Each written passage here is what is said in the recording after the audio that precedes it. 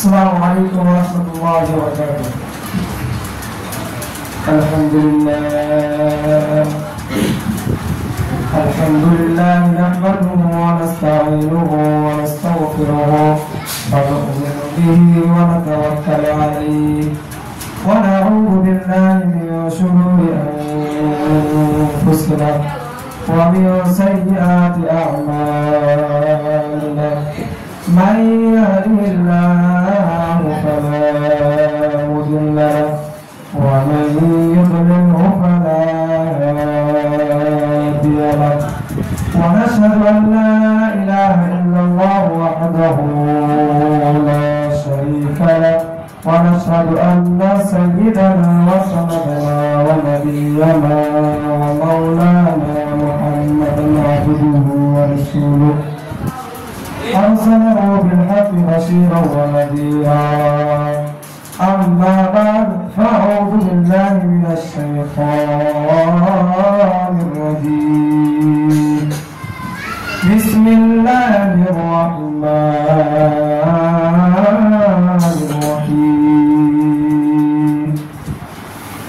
قل إن كنتم تحبون الله فاتبعوني يحببكم الله ويغفر لكم ذنوبكم والله غفور رحيم.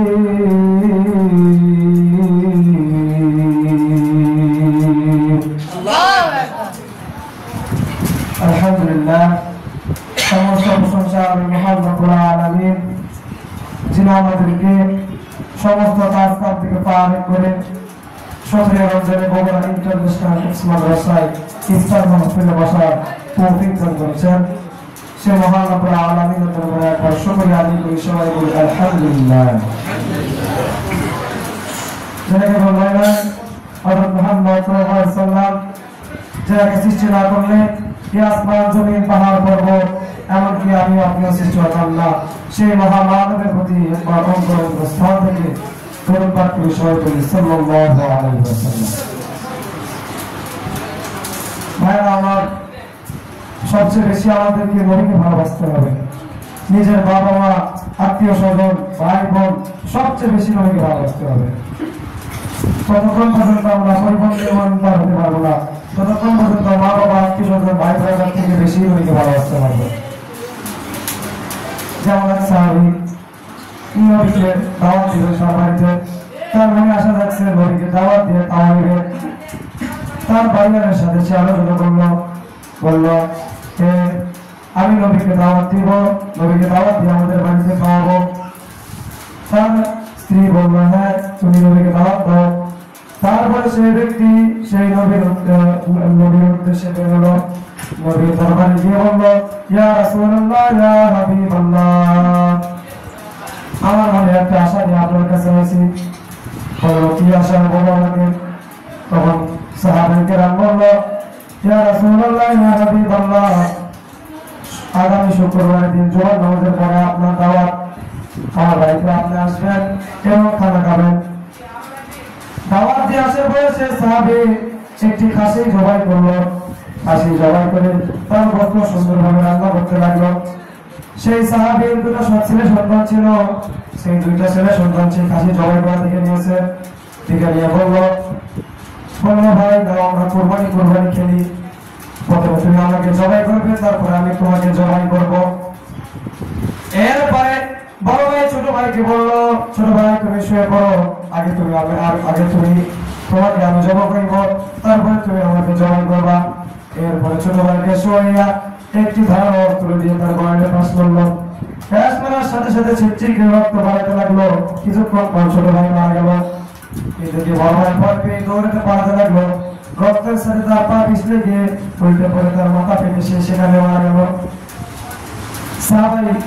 সাহাবা বললো আমার ছেলে সন্তান আছে, ছেলে সন্তানরা কোথায়, তাদেরকে তুলে নিয়ে এসি।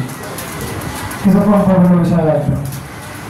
এরপরে নবী করিম সাল্লাল্লাহু আলাইহি ওয়াসাল্লাম আসতে লাগলেন আর সাহাবায়ে কেরাম তিনি তার সন্তানকে খুঁজতে লাগলেন। বুঝতে যে দেখে তার দুটো সন্তান সেখানে মৃত অবস্থায় পড়ে আছে। মৃত অবস্থায় পড়ে আছে এই ঘটনা দেখে সেই সাহাবী খুবই দুঃখ বোধ করলেন, খুবই কান্না করলেন, কিন্তু মনে মনে একটা কথা ভাবতে লাগলেন, যতই কষ্ট কান্না করি নবী যেন কিছু না বুঝতে পারে, কারণ নবী বুঝতে পারে নবী মনে কষ্ট পাবে, আর সেটা আমরা চাই না। তারপরে ভাই আমার সেই দুই বাচ্চাকে নিয়ে এসে একটি চাদর দিয়ে মনে ঘরে একটা রেখে দিল। নবীজি আসলেন, আসার পরে সাহাবাকে বললেন, এই সাহাবা তোমার আপনার দুটো ছেলে সন্তান ছিল, সেই দুটো ছেলে সন্তানকে নিয়ে এসো, আমি নিজ হাতে খাওয়াবো। তখন সাহাবাই বলল, ইয়া রাসূলুল্লাহ ইয়া কারীমুল্লাহ, আমার সন্তানরা হয়তো বা কোথাও খেলা করতেছে, আপনি খেয়ে নেন। তখন বলল যে না, তুমি আগে তোমার দুটো সন্তানকে নিয়ে আসো, তারপর আমি খাবো।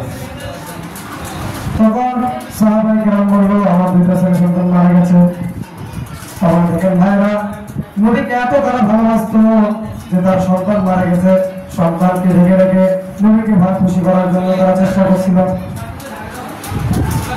ভাইরা আমার, তাহলে একটা সাহাবী যদি তার ছেলে সন্তান দিচ্ছে, তার আত্মীয় স্বজনের ছেলে নবীকে ভালোবেসে বাঁচতে আরো বেশি বাঁচতে পারে, তাহলে আমরা কি করে নবীকে ভালোবাসতে পারবো না? আমরা তো নবীকে ভালোবাসছি। এই বলে আমার সংক্ষিপ্ত প্রবেশ করলাম। তো আপনি আলহামদুলিল্লাহ। তার কোরআন হাদিস থেকে আবার আলোচনা ছিল, কিন্তু সময় সংক্ষিপ্ত হওয়ার কারণে সে